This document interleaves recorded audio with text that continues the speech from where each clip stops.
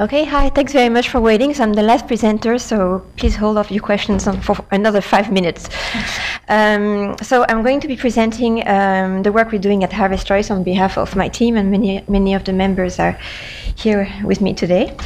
And I wanted to say too that contrary to some other groups at IFPRI, thanks to the Gates Foundation, we actually have a mandate for making our data public and discoverable, so we have money for doing so. So that's what I'll be showing today. So who we are, what we do. So it's a research program co-led by IFPRI and University of Minnesota. We generate data product to help guide strategic investments in sub-Saharan Africa. And basically we do this through harmonized and geo-reference data sets. So you can think of Harvest Choice as a really large atlas for sub-Saharan Africa. Some of the questions we are really passionate about, so we're trying to put the poor people on the map of sub-Saharan Africa. And we're also looking at the farming system on which the poor farmers depend from. And we're also looking at agricultural productivity and how best to tune productivity targets to different subnational conditions.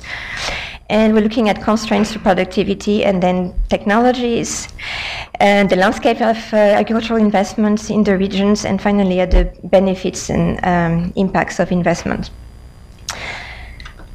So how do we do it? We tend to use open and non-open data that's usually available at a higher resolution or lower resolutions.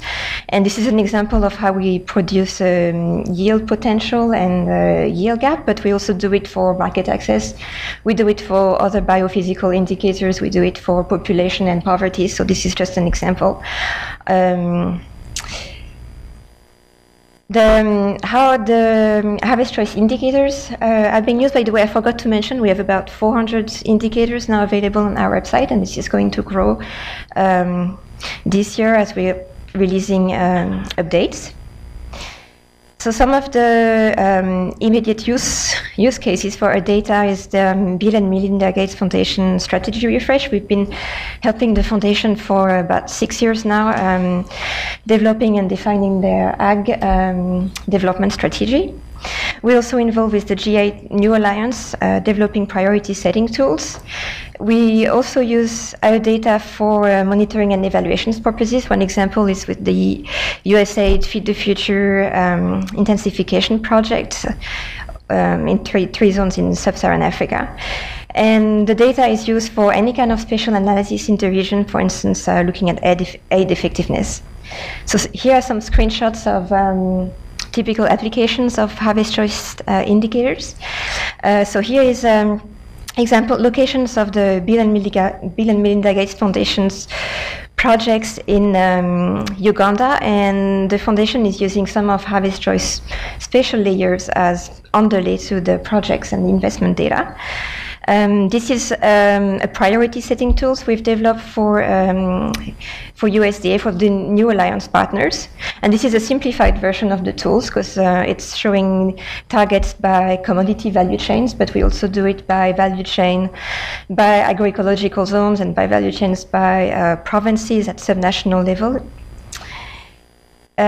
Some other tools, by the way, we do a lot of spreadsheet models and we use Tableau a lot, and it's not that we're sloppy or anything, it's because that's really a demand from our donors and stakeholders right now. They don't want just a report, they want to be able to set their own targets, tweak the tool, set their own targets, and use this as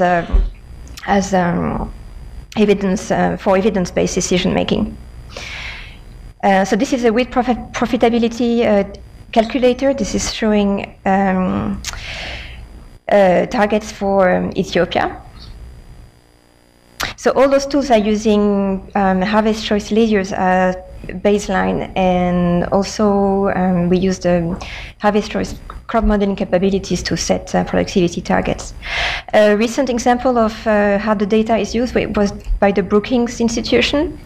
They're looking at spatial distributions of World Bank aid projects in comparison to subnational poverty in sub-Saharan Africa. They're trying to draw some conclusions from the spatial allocations of disbursements in the region. So how you get to Harvest Choice data, the main entry point is probably our topics section on the website. So all of our indicators are categorized across 6 main topics, so agroecology, demographics, farming, productivity, markets, and then some special topics. We're also kind of exciting. I'm giving a sneak peek today of some of the new visualization tools we're just about to release.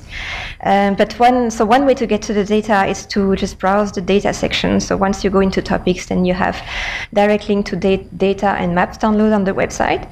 The maps are available as ASCII raster format or CSV. I mean, you can just pretty much just drag and drop the zip files into your GIS desktop tool or any tool you use to make maps, and then you can start overlaying and making more beautiful maps. The other way to get to Harvest Choice data is to use one of our flagship apps called Mapper, and this is a screenshot of the revamped Mapper. It's already online, but it's not quite released yet. So here I'm showing, on the left-hand side, you have our main categories of indicators, and then you can drill down, select indicators. They will immediately appear on the map.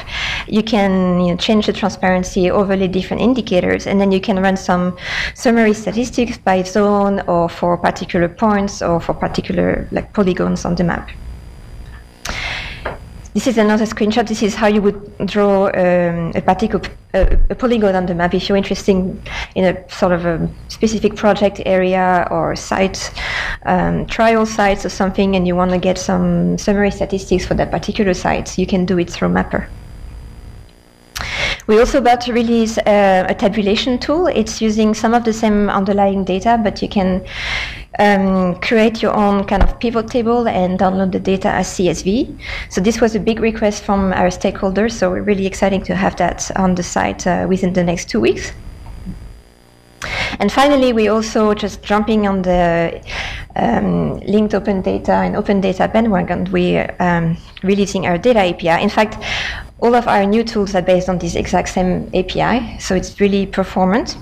The API allows you to kind of construct a URL with different parameters or arguments and get the data in just one step. It also allows programmers to interactively work with the data and then build their own apps. And then, as we've seen, it allows our partners to pull data and maps from Harvest Choice indicators.